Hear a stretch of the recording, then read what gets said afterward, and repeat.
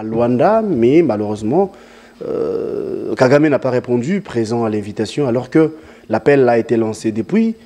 Et à en croire les régimes Tshisekedi ou encore le pouvoir de Kinshasa, Kagame a fait montre de sa mauvaise foi, n'est-ce pas, d'agresser et de continuer de faire mal à la nation congolaise, d'où nous allons appliquer bien évidemment la force pour récupérer les zones ou encore les territoires occupés. Nous allons vous parler de ça. Nous parlerons également de cette question qui continue à faire couler encre et salive en rapport avec les changements ou la révision de la Constitution. Eh bien, le BAT, ensemble avec les sursaut nationales, avait tenu un meeting, c'était à la Tchangou, à Ndjili précisément, les 14 derniers, pour dire non au changement de la Constitution, aussi à la révision constitutionnelle. Alors que vous et moi savons que la Constitution elle-même prévoit sa propre révision. Est-ce qu'on peut dire qu'ils sont dans l'illégalité ou bien ils ne veulent pas seulement que les régimes Tshisekedi puissent révisiter ou, je l'ai dit révisiter, bien sûr, quelques dispositions de la Constitution. L'insécurité à l'Est, c'est vrai, ça fait partie de toutes les questions ou encore tous les sujets déjà exposés ici. Nous allons vous en dire plus. Je m'en vais saluer mon invité, Président Alain. Merci d'être là. Joyeux Noël et bonne année à vous déjà. Bonne année à vous. Joyeux Noël également. Merci. En tout cas, merci beaucoup pour l'opportunité. Alors, j'ai dit à l'entame, avant de prendre la question en rapport avec cet tête-à-tête qui devrait avoir lieu à Luanda, en Angola précisément, nous allons y revenir. Parlons d'abord de ce qu'a été votre meeting, en rapport bien évidemment avec les changements ou la révision constitutionnelle. Vous étiez à Ndjili, à la Tchangou précisément, à Massina plutôt, au terrain municipal, voulais-je dire. Non au changement de la Constitution sur votre point de vue, mais quand vous remettez en cause ou vous ne voulez pas que le pouvoir actuel puisse réviser même la Constitution, ne voulez-vous pas qu'il y ait de quoi se poser des questions? Oui, si vous avez le temps de vous poser des questions, c'est une bonne chose, c'est un droit qui vous est reconnu. Mais ce qui est vrai, la Constitution n'a jamais dit que toute initiative de la révision doit impérativement être acceptée. On peut aussi refuser une révision. Et ça ne sera même pas la première fois. Il vous souviendra que, d'ailleurs, je tiens à rappeler, Rossi Mukendi et Thérèse Kapangala n'ont pas été tués dans le cadre de la révision constitutionnelle. Il s'agissait plutôt d'une loi. La fameuse loi électorale avec son fameux article 8, où on voulait conditionner les élections par rapport... On voulait conditionner les recensements conditionner les élections au recensement administratif. Et cela a conduit à la mort. Il n'y avait pas seulement que... Il n'y avait pas que Rossi Mukendi et Thérèse Kapangala, il y avait tant d'autres jeunes. Je me souviens, il y avait un jeune à Mbandaka, Eric Bolokoko. Bon, j'ai oublié son nom, mais je peux le retrouver. Ils ont été abattus pendant qu'ils manifestaient, justement, pour contester la révision d'une loi. Il y a eu la loi Sakata Minako qui a conduit au sabotage de la résidence de Jean-Marie Kassamba, d'autres immeubles de André Kimbuta et tout ça. Les gens ont été menacés. Ce n'était pas le changement de la Constitution, ce n'était même pas la révision de la Constitution, c'était juste la révision de certaines dispositions de loi. Ce qui sous-entend que la Constitution n'a pas interdit à ce que l'on s'oppose à certaines révisions de certaines dispositions de la même Constitution si on constate qu'il n'y a pas opportunité, mais aussi s'il n'y a pas pertinence. Et donc, naturellement, nous sommes en droit de refuser toute initiative, d'autant plus qu'aujourd'hui, tel que nous sommes là, la priorité pour l'État, c'est d'abord la question dans l'Est du pays. Nous sommes agressés, nous sommes attaqués, c'est une question épineuse qui devait en réalité nous pousser à fédérer nos énergies en vue que nous arrivions à résoudre ces problèmes. Il y a un problème, le problème du dysfonctionnement systémique. Aucune institution ne fonctionne normalement.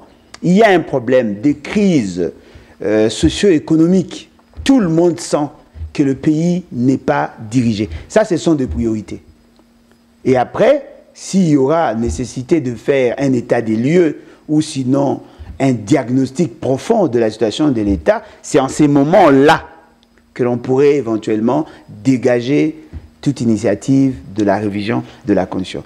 Alors, le fait que les grandes questions ne sont pas abordées présentement, là, nous pensons réviser, changer la Constitution, ce n'est qu'une provocation. Cette question, on va y revenir, parce que vous avez parlé d'une question épineuse en rapport avec l'insécurité qui s'y vit au pays, ou encore la situation dans l'Est de notre pays. Vous êtes sans ignorer que le chef de l'État, il continue à faire du balai. Pas plus tard que le week-end dernier, il était à Luanda pour un tête-à-tête avec Paul Kagame, mais hélas, celui-ci n'a pas répondu présent à l'invitation. Ça prouve à suffisance qu'il va continuer à nuire aux Congolais que nous sommes. D'après certaines sources, Paul Kagame exige le pouvoir de Kinshasa de négocier d'abord avec le M23. D'ailleurs, vous et moi avions suivi cette vidéo qu'avait publiée Corneille Nangaa. Et Kinshasa, la position est connue, en aucun cas on peut échanger avec le M23. Ne voyons pas que cette question, qui du reste est épineuse, ça vous avez complètement raison, ça préoccupe Kinshasa, ça préoccupe Félix Tshisekedi. Pour preuve, il était à Luanda, je me répète, mais c'est le Rwandais, c'est Paul Kagame qui continue à se comporter différemment par rapport à la réalité. Bon, à force d'être moins sérieux, on risque de ne pas vous prendre au sérieux quand vous dites des choses sérieuses. Aujourd'hui, quelle est la question? Quel est le débat? La rencontre ou pas? La rencontre, non, le processus a commencé bien avant. Voilà. La rencontre ou pas de Félix Tshisekedi. Mais apparemment, c'est lui qui vous sert de président avait dit à la face du monde qu'il va rencontrer Kagame que le jour de l'avènement de Dieu, où il y a une évolution, ça sera probablement en enfer. Parce que je ne vois pas Félix Tshisekedi Kagame se retrouver au paradis. Donc, nous comprenons que M. Félix Tshisekedi, quand il est dans une forme d'ivrognerie langagière, il fait des déclarations sans mesurer la portée de ce qu'il dit. Et quand il est rattrapé par ses propres turpitudes, qu'est-ce qu'il fait? Il cherche à justifier. Mais comment un pays dont le président a eu à faire des déclarations disant qu'il ne va plus rencontrer M. Kagame, mais pourquoi vous vous plaignez si Kagame refusait de vous rencontrer?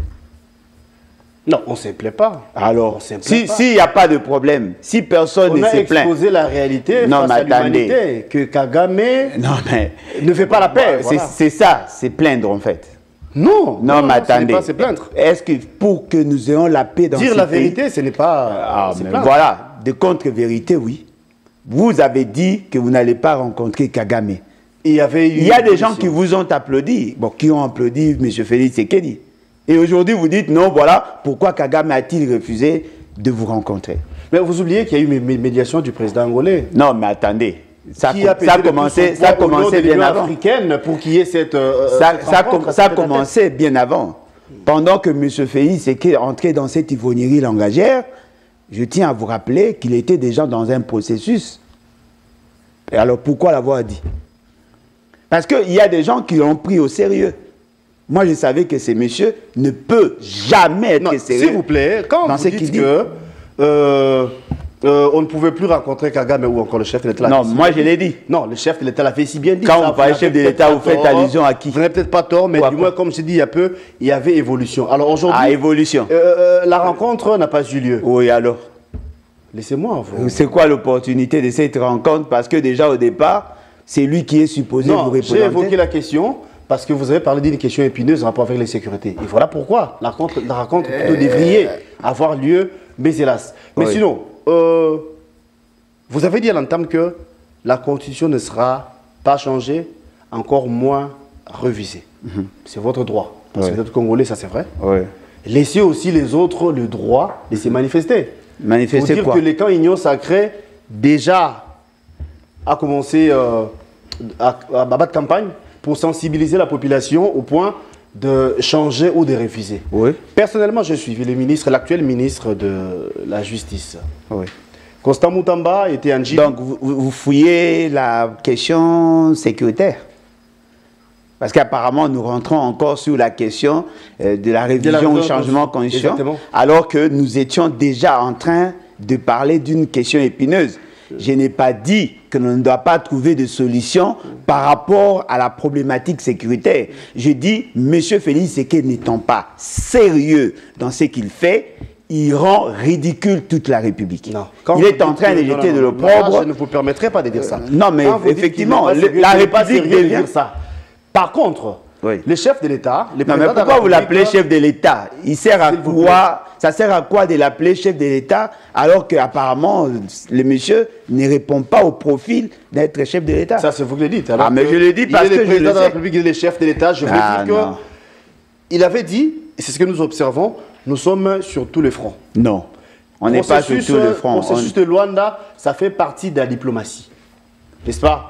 La guerre, oui, nous avons nos soldats, les Wazalais, nos compatriotes, évidemment, sur le terrain. Laissez-moi évoluer, s'il vous plaît. Cher ami. Alors, sur le plan diplomatique, c'est vrai, on devrait échanger avec Kigali, avec Kagame. Non, vous l'avez déjà refusé. S'il vous plaît. S'il vous plaît. Vous l'avez déjà refusé. Le week-end dernier, vous avez reconnu, n'est-ce pas? Non, que Kagame n'a pas répondu à l'invitation. Non, mais et justement parce que vous n'êtes pas sérieux, vous là qui prétendez être au pouvoir. Soyons sérieux. Pouvez-vous déjà, au départ, modéliser votre raisonnement? Quels sont les problèmes qui nous assaillent? Quels sont les procédés que vous mettez sur pied sur base de l'analyse que vous faites sur le variable explicative pour que nous vous prenions au sérieux? D'abord, la question dans l'Est du pays, apparemment, est transversale. Il y a plusieurs éléments qui entrent en ligne de compte. C'est vrai, il y a le M23, mais il y a les FDLR, il y a les ADF, il y a plusieurs groupes armés qui sévissent dans la partie Est. Il y a le Codeco et ainsi de suite. Si vous êtes en pourparlers avec le Rwanda, cela n'exclut pas que vous mettiez en place des mécanismes pour sécuriser la population. Il y a près de 7 millions... C'est ce qui est fait, oui. Non. Il y a près de 7 millions de déplacés et apparemment l'État congolais n'arrive pas à restaurer son autorité dans ces espaces-là. Ce qui est grave.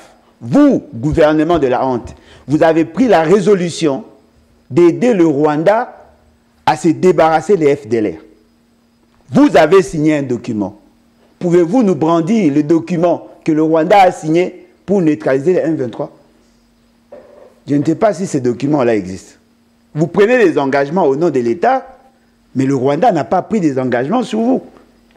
Aujourd'hui, le Rwanda vous exige à vous d'aller parlementer avec le M23. Voilà, c'est là où les mais vous, s'il vous plaît, c'est là où les je suis très sérieux dans ce que j'ai dit, s'il vous plaît. Nous le sommes. Mais vous, on vous a confié la mission de neutraliser les FDLR. Vous, on vous oblige de neutraliser les FDLR, mais en même temps, vous êtes incapable de résoudre la question des FDLR. C'est-à-dire, au lieu de dire au Rwanda de parlementer avec les FDLR, vous prenez l'engagement de neutraliser les FDLR.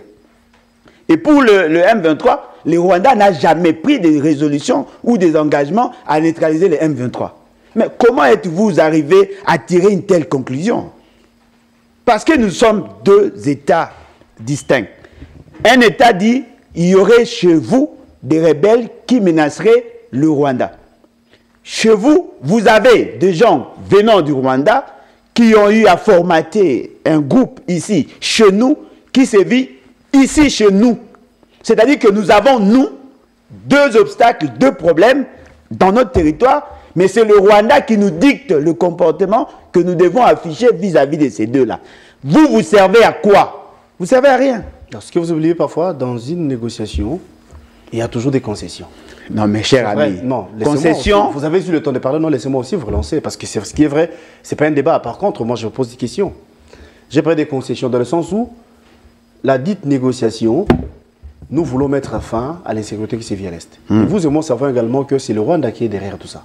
Les non, M23, moi, je ne sais pas que c'est le Rwanda. Je sais que libre à vous. Le Rwanda aussi. Libre à vous. Parce que le pouvoir en place est aussi derrière la situation. Alors, aujourd'hui, quand Kagame nous exige nous. À qui? À Félix Le Tshisekedi. régime. Félix Tshisekedi. Mais voilà, parce qu'il est faible. Échanger d'abord avec le M23, c'est la position qu'on avait faite. C'est ce qu'on avait refusé depuis longtemps pour dire que la position de Kinshasa a été connue déjà depuis la nuit des temps. Oui. Voilà pourquoi Kagame n'a pas pu répondre à l'invitation. Et ce que nous allons faire, nous, d'ailleurs, je pense que vous avez suivi les porte-paroles du gouvernement, nous allons mettre toutes les machines, toutes les batteries en marche pour s'imposer aussi. Non, s'imposer sur base de quoi vous allez vous imposer? Parce que vous avez lié l'État congolais au cessez-le-feu. L'État ne se bat pas?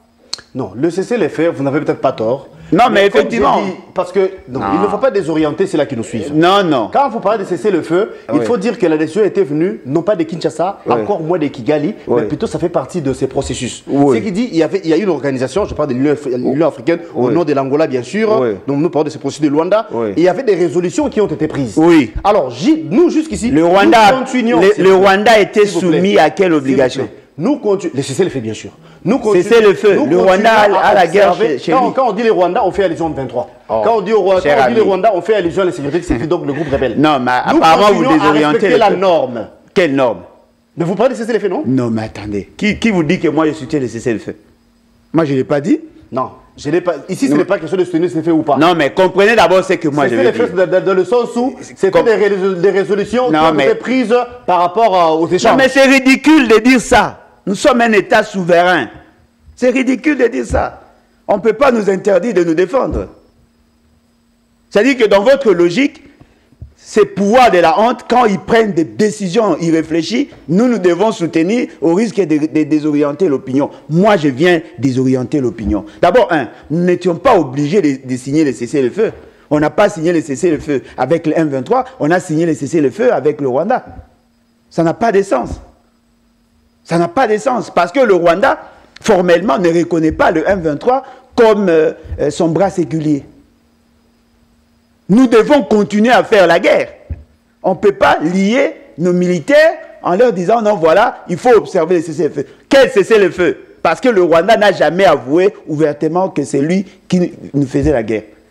Nous avons signé un document nous interdisant d'attaquer alors que la personne n'a jamais reconnu que c'est elle qui nous agressait. Continuons à faire la guerre. Quand vous parlez de Ouazalène, les Ouazalène, ce sont des faits privés. Ce sont des Congolais sur le pied de l'article 63. Ils ont pris des armes pour défendre leur intégrité. Mais où est l'État? Où est l'État? L'État ne se bat pas. Et vous dites que vous êtes liés au cessez-le-feu. Qui respecte ce cessez-le-feu? Goma venait d'être menacé il y a peu. Pensez-vous que si réellement l'État n'était pas au point où encore l'armée congolaise ne se battait pas, on allait jusqu'ici? Non, quand vous êtes à la défensive, ce n'est pas une bonne position, une bonne option. Nous devons attaquer. On ne doit pas attendre à ce que les autres réagissent pour que nous défendions. Non, nous devons faire la guerre. Et c'est aux autres maintenant, quand on change les rapports de force, c'est en ce moment-là qu'on va résoudre la question. Parce qu'on ne peut pas juxtaposer la question des FDLR et la question des M23. Nous ne pouvons pas, nous, chercher à résoudre la question des FDLR et en même temps chercher à résoudre la question des M23. Non. Nous devons imposer l'ordre public, l'ordre dans l'État. C'est en ce moment-là que vous allez appeler le monsieur, vous allez l'appeler chef de l'État. Parce qu'on ne peut pas continuer à cajoler, à caresser Kagame dans le sens de poil. Nous devons nous lever parce que nous sommes un État souverain. Ce sont là des grandes questions. Alors, quels sont les problèmes qui sont en face de nous? Il y a un pays qui s'organise pour nous fragiliser. Quel est l'intérêt du Rwanda aujourd'hui à résoudre la question FDLR et la question M23? Nous devons nous poser ce genre de questions. Parce que moi, en tant qu'économiste, je sais que le FDLR, ce n'est qu'un prétexte pour justifier la présence rwandaise chez nous. Et cela profite au Rwanda en exploitant, en fragilisant, en créant des conditions pour que son marché soit entretenu. Le Rwanda n'a aucune raison que nous soyons en paix. Mais nous avons l'obligation de défendre nos femmes, de défendre nos enfants, de défendre notre territoire. C'est-à-dire que nous n'avons pas les mêmes objectifs. Alors, vous voulez que nous vous disions quoi? Si vous dites que votre fameux ministre en charge de la communication aurait dit, ça ce sont des inepties. Nous devons comprendre que le Rwanda n'a aucun intérêt qu'il y ait la paix chez nous. Mais nous, par contre, nous devons rechercher cette paix à n'importe quel prix. On n'a pas à nous obliger de négocier avec le Rwanda. À n'importe quel prix, vous n'avez pas tort, mais à savoir qu'il y a aussi des principes ou la norme à respecter. Quelle norme? Moi, je pensais que la défense ou la volonté du peuple est la loi suprême. Tout à fait. Alors, quelle norme? Quel est ce pays qui va accepter que son peuple soit continuellement tué au nom de la... Quelle est cette norme-là? C'est laquelle? Vous ne sentez pas la hargne que nous avons quand nous voyons nos enfants faire plus de 250 km à pied pour se sauver? Vous parlez des déplacés? Il y a nos femmes qui sont violées, qui sont tuées, nos enfants tués. On est en train de marcher sur notre dignité. Vous me parlez de quelle norme? Quelle est cette norme qui interdit à un peuple de se défendre? Elle est où, la norme? Non, nous avons l'obligation de nous défendre. Alors, tellement qu'il y a une autorité molle depuis à la tête du pays, voilà pourquoi on blague, on joue avec le Congolais. On nous tue et vous dites, non, voilà, il y aurait quelle norme? Il n'y a pas de normes qui nous interdit de nous débattre. Vous êtes de l'opposition, pour ceux qui ne savent pas, je rappelle que notre invité c'est Alain Bolodjoa. Alors il y a lieu maintenant de prendre la question en rapport avec la Constitution. C'est vrai, au départ, on en a évoqué, mais il fallait y revenir. Vous y étiez à Massina, vous et votre famille politique, si pas votre structure, pour dire non au changement, aussi à la révision. Alors que, je me répète parce que la question était déjà posée, la Constitution elle-même prévoit sa propre révision. Je pense que vous aurez le temps de mettre un point de vue par rapport à ça. Mais je disais plutôt que l'Union sacrée également mobilise et sensibilise pour qu'il y ait changement.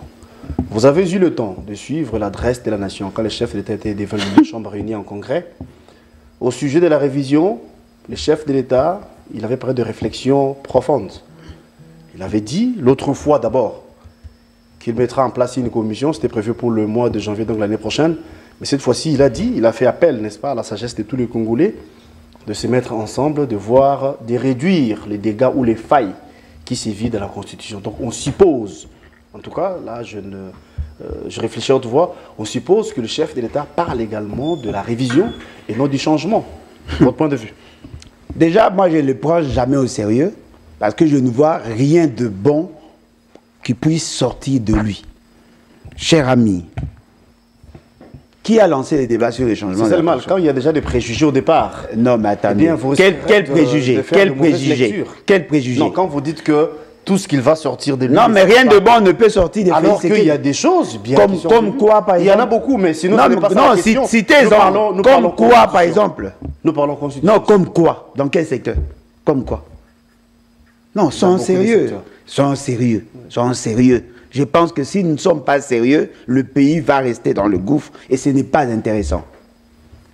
Qui a lancé les débats sur les changements de la Constitution? Nous ou Félix Tshisekedi? C'est lui. Quand il vous disait qu'il veut changer la Constitution, c'est la Constitution des étrangers. Au départ, c'était la diaspora européenne. Au départ. Pardon? C'était la diaspora européenne. C'est faux. C'est faux. La première fois que M. Félix Tshisekedi a parlé du changement de la Constitution, c'était en Allemagne, avant même d'arriver en France. La France, les militants fanatiques de l'UDPS sont intervenus après. Mais lui a commencé à en parler devant 2 journalistes femmes. C'est lui qui a lancé les débats. Est-ce que c'était nous? C'était lui. Il dit il va changer la Constitution. Alors, quelles sont les raisons qui pouvaient motiver une telle démarche? Il dit non, voilà, et parce que la Constitution serait rédigée à l'étranger par les étrangers. Ça, c'est du mensonge. Le draft a commencé ici, à Kinshasa. Ils sont partis évoluer à Kisangani. Ils ont travaillé à Kisangani avec d'autres experts. Ils ont pondu le projet, le premier monture du projet. Ils sont arrivés au niveau du Sénat. Le Sénat en a débattu. Ils ont élagué plusieurs dispositions qu'ils avaient proposées. Et ils nous ont présenté une constitution avec 219 articles. C'est passé en seconde lecture au niveau de l'Assemblée nationale. L'Assemblée nationale en a débattu. Ils ont élagué 6 articles, c'était 213. Ils ont apporté des amendements profonds sur 139 articles. Et aujourd'hui, nous avons une constitution de 229 articles. Dites-moi un peu, M. Félix Séké, as-tu déjà eu le courage de lire ne fût-ce que la page des gardes ou la couverture de la Constitution? Il maîtrise très bien la Constitution, soyez-en sûrs. Ah bon? Il avait prêté là, serment vous, sur vous, cette le, vous, dernière. vous le souhaitez ou vous le pensez? Je vous l'ai dit, je vous le confirme même. Ah bon? Vous pensez que M. Félix Séké connaît la Constitution? Plus que vous et moi, certainement. Ah bon? Et pourquoi? Parce qu'il est président. Pensez-vous, le fait d'être président, ça lui confère, ça lui procure la capacité de connaître la Constitution mieux que quiconque? Vous le pensez? M. Félix Séké ne sait pas, ne sait même pas que ce n'est pas à lui de convoquer le Congrès. Il ne sait même pas. Non, je vais réunir l'Assemblée nationale et le Sénat, je vais convoquer. Ce n'est pas lui qui convoque le Congrès. Il ne sait pas. Arrêtez de lui prêter des aptitudes qu'il n'a pas. Qui est censé convoquer le Congrès si pas l'institution? Non, mais non, le président de la République ne convoque pas le Congrès. Le Congrès, c'est une institution distincte du président de la République. Il peut initier la démarche. Il peut initier la démarche. Ce sont les deux présidents qui convoquent le Congrès. Soyons sérieux, cher ami. C'est-à-dire quelqu'un qui ne connaît pas la Constitution et il en parle quand même. Il dit non, voilà, je veux changer la Constitution et personne ne peut me l'interdire. C'est ce qu'il a dit. Nous avons dit, monsieur, ça c'est une rébellion. Vous n'en avez pas le droit. Et puis il vient, il nous dit, non, voilà, je vais mettre en place une commission pour que les gens réfléchissent. Vous avez déjà pris l'option. Vous avez dit que c'est une constitution de malédiction. On ne révise pas une constitution de malédiction. Parce qu'en révisant la constitution de malédiction, vous notez pas la malédiction qu'il y a dans cette constitution. On ne change pas la nationalité des gens qui ont rédigé la constitution par la révision. Alors, comment des gens aussi instables, qui ne savent même pas ce qu'ils veulent... Que voulez-vous dire concrètement par là? Non, mais il vous dit que c'est une constitution des étrangers. Si vous révisez, ça reste la même constitution. Le mot malédiction n'est pas sorti du chef de l'État. C'est plutôt le président de l'UDPS. Je ne savais même pas qu'il y avait un chef de l'État dans ces pays. Si tel est le cas, je vous apprends alors. Mais sinon, non, mais apprenez-moi. Le mot malédiction est venu de l'imiter et Kabouya qui avait parlé de malédiction, non pas le président de la République. Mais apparemment, vous oubliez que Kabouya est le représentant de Félix Séké dans l'UDPS. N'est-ce pas qu'il est président Haï? Qui est le président, d'après vous? Qui est le président? Si aujourd'hui, Blanchard Mungomba prenait parole, il prend la parole au nom de qui? D'après vous? Qui a contredit Kabouya dans leur famille politique? Ce sont eux qui ont lancé les débats. Nous vous disons, pour l'instant, les débats sur la Constitution ne se posent pas. Il y a un problème d'inadéquation, l'inadaptation entre le profit de la personne qui devait être le président de la République, chef de l'État, et ce que nous avons aujourd'hui. Ça, ce sont des questions. Ce que vous faites là, ce n'est pas ce qu'on appelle le bruit du marché, dans le sens où j'ai suivi le ministre qui dit clairement, Moutamba, au niveau de la justice, il était à Njili, je crois, devant une masse, il dit que l'autre fois, Kabila avait réalisé sa propre constitution. Mouzé, Kabila, le fils est venu, il a modifié, il a révisé la constitution. Pourquoi vous ne voulez pas que Tshisekedi aussi puisse toucher à la même constitution? Il doit d'abord appeler opposant. Oui. Vous dites que vous êtes de l'opposition alors que vos enfants, oui, ils se retrouvent dans les cabinets de ce régime. Oui. Vous-même les opposants, ce n'est pas moi qui l'ai dit, c'est plutôt Moutamba. Oui. Nuitamment, vous êtes là pour aller demander l'argent, prendre l'argent. Alors, quelle opposition voulez-vous nous parler? Qui pouvons nous faire confiance? Premièrement, je mets en doute sa formation en tant que juriste. Je pense que ces jeunes étaient plus dans le Maléwa qu'à l'université. Chers jeunes, frères en politique et dans la vie, Laurent Désiré Kabila n'a jamais donné une constitution à la République. Et on suppose que vous êtes juriste. Vous avez au moins l'historicité sur les constitutions de la République. Pendant que Laurent Désiré Kabila était là, le pays était régenté par des décrets. Il n'y avait pas de constitution. À force de garder les cheveux, vous mentez. Il n'y avait pas de constitution. Non, il y avait mais dites-moi. des articles que Kabila appelait décret constitutionnel, si je m'abuse. Non, mais ce n'était pas une constitution. C'est sur base de ça que ce n'était pas une constitution, cher ami. Ce n'était pas une constitution. Alors, comment quelqu'un qui ment comme ça, sans honte, pourquoi voulez-vous prendre le risque de quoi un monsieur comme ça? Deuxième élément. Quand est-ce qu'il est devenu du pouvoir, lui? Parce qu'on le présentait ici comme de l'opposition. N'est-ce pas qu'il était candidat, rapporteur adjoint à l'Assemblée nationale pour le compte de l'opposition? Qu'est-ce qui s'est passé? Comment est-il arrivé à quitter le stade de Chény pour devenir, comment on peut l'appeler là, papillon? Qu'a-t-il fait? Comment cela s'est-il passé? Ce monsieur vous dit qu'il y aurait des opposants. Mais effectivement, il a raison. Il y a des opposants qui vivent sous les mamelons de Félix Tshisekedi, comme lui par exemple. Il était dans l'opposition avec Kabila, il quitte Kabila, il soutient la forfaiture de la CENI, il quitte la forfaiture de la CENI. Il a été financé, apparemment c'est lui qui l'a dit, financé pour postuler.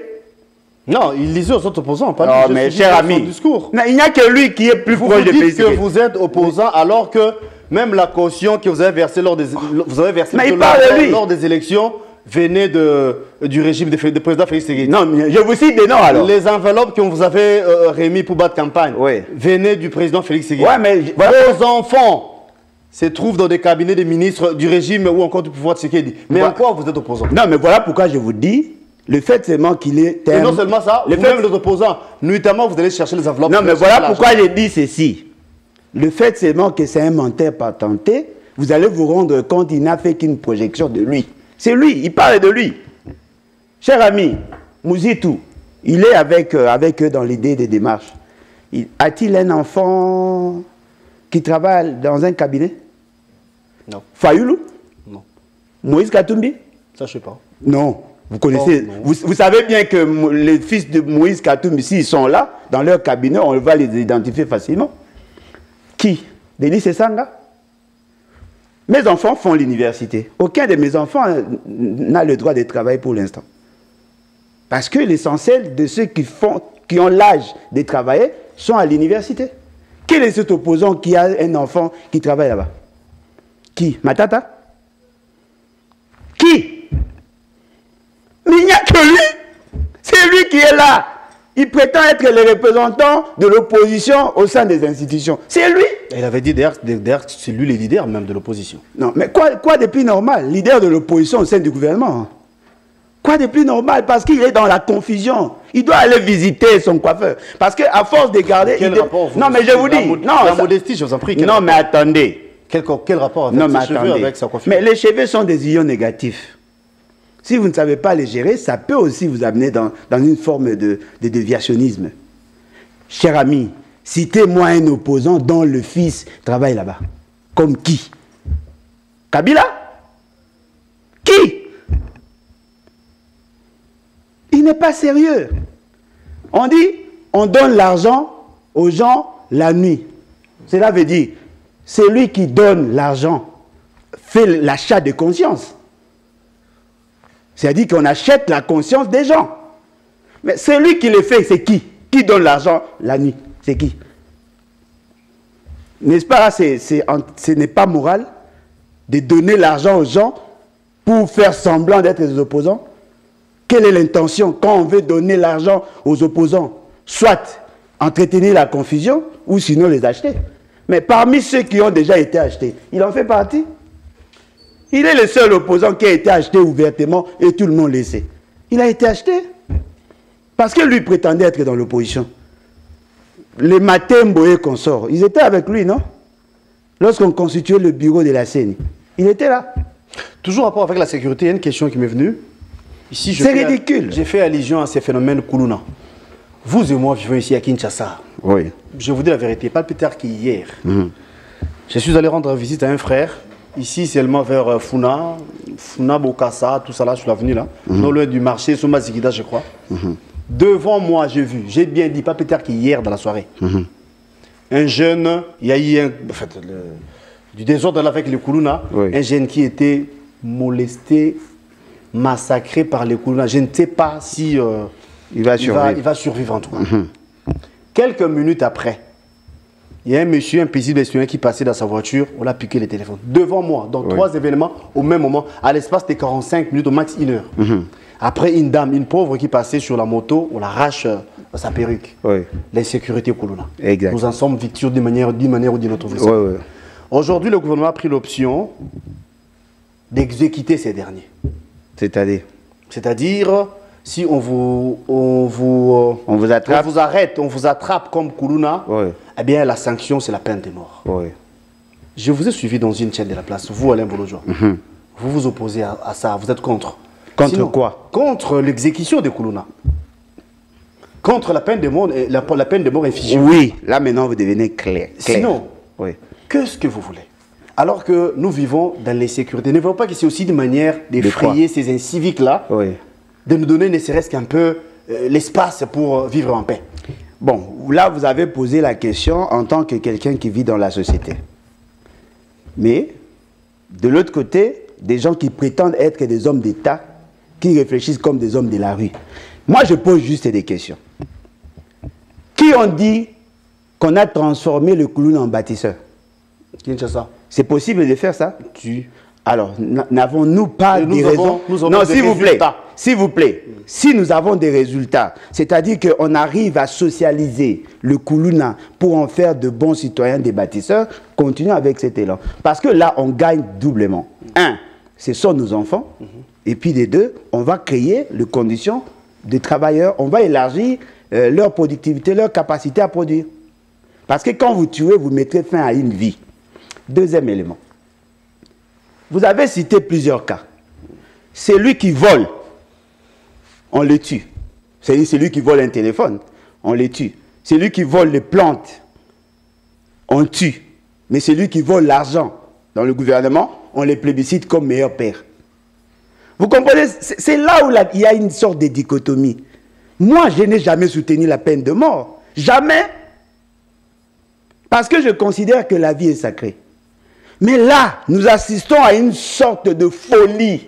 C'est-à-dire que des gens qui veulent tuer pour faire peur à d'autres personnes. Mais Kabila l'a expérimenté dans ces pays. L'opération Likofi, on a tué nos enfants ici. Quels en sont les résultats? Parce que là, vous êtes dans un traitement symptomatique. Vous pensez qu'en tuant, vous allez mettre fin à ça. Mais quelles sont les raisons qui amènent à ce que nous avons le Koulouna? Là, vous ne répondez pas à cette question. Qu'est-ce qui fait que nous avons le Koulouna? C'est un phénomène qui est né après le pillage. Hein? Mais avant, l'État congolais n'avait pas de Koulouna. C'est justement parce qu'il y a une forme de dérèglement sociétal. Et voilà pourquoi il y a des Koulouna. Si nous avons d'autres mécanismes à mettre sur pied, moi je propose que nous mettions plutôt l'accent sur ça. Du genre? Du genre, réconcilier les enfants avec leurs parents, restaurer l'autorité parentale, donner le moyen aux parents, créer, s'il vous plaît, créer les cadres de socialisation, gérer rationnellement le peu d'argent qui entre, pour que nous arrivions effectivement à donner de la chance à ces jeunes. À un certain niveau, à un certain âge, ça peut aussi sembler être difficile. Vous vous contredisez. Mais sinon, non, vous contredisez. Je voulais revenir par rapport à n'est-ce pas qu'il y a des Koulouna qui sont devenus bâtisseurs? C'est par rapport à ça que je voulais non, mais voilà pourquoi j'ai dit. Vous relancer. Oui. Ici, il faut comprendre que il y a certains qui sont de récidivistes. Oui. Il y a comment ça là. Ils devaient être en prison en réalité. Qui les a libérés? Mais c'est le même monsieur à beaucoup de cheveux, c'est lui qui a libéré tous ces gens-là. On a fait sortir des gens de la prison parce qu'ils seraient mal jugés. Avez-vous restauré ou avez-vous donné à la République une bonne justice pour que ceux qui ont été libérés par vous de manière maladroite soient réjugés et cette fois-ci de la plus bonne manière? Moi, j'ai suivi un procès sur le Koulouna. On nous a présenté une gang de 2 personnes. Il y avait l'un qu'on présentait comme celui qui aurait posé des actes, l'autre comme son accompagnateur. Je me suis rendu compte que le procureur vous dit non, voilà, tel que nous sommes là, nous sommes obligés de mener à bien ce que nous faisons parce que c'est la vision du chef de l'État, comme vous l'avez dit aussi, la vision du chef de l'État. Et d'ailleurs, son Excellence, Monsieur le ministre... Quelle vision, s'il vous plaît? Non, j'ai dit ce que le procureur a dit. Comme j'ai dit, moi. Non, mais voilà quelle vision? Non, mais effectivement, vous avez dit qu'il y a une vision, il est chef de l'État et tout ça. Vous avez parlé de Félix Sekeli, qu'il a une vision, il est en train de faire des choses. C'est ce que j'ai dit. Je ne fais que vous paraphraser. Et le monsieur, le procureur, dit non, voilà, d'ailleurs, nous devons tout faire pour que cela soit un message fort que nous devons lancer aux autres Koulouna. Et d'ailleurs, son Excellence, monsieur le ministre d'État, s'est déplacé, il est là, nous devons tout faire. Non! Ce n'est pas ça la justice pour laquelle moi je me suis battu. La justice doit être le dernier rempart, doit être l'instance la plus neutre possible. On ne peut pas prendre des enfants, mal les juger, le condamner pour des raisons pédagogiques. Non, ça c'est de l'injustice. Savez-vous que dans ces pays, l'État a fait tuer des gens dans ces pays. Kimba, Bamba, Mamba, Nani. Ils ont été jugés ici, pendus ici, à Kinshasa. Vous savez pourquoi? Pour faire peur aux autres. Cela a mis fin à la rébellion? Non. Kabila a fait tuer nos enfants ici. Ça a résolu quel problème? Cherchons plutôt à connaître les causes de l'existence de ces phénomènes-là. C'est comme ça qu'on gère dans l'État. Si la population veut assez qu'on tue tous ceux qui font ça, ça c'est la population. Mais nous, en tant qu'élite, on ne peut pas avoir le même réflexe que le Batata Bamama Bandeko.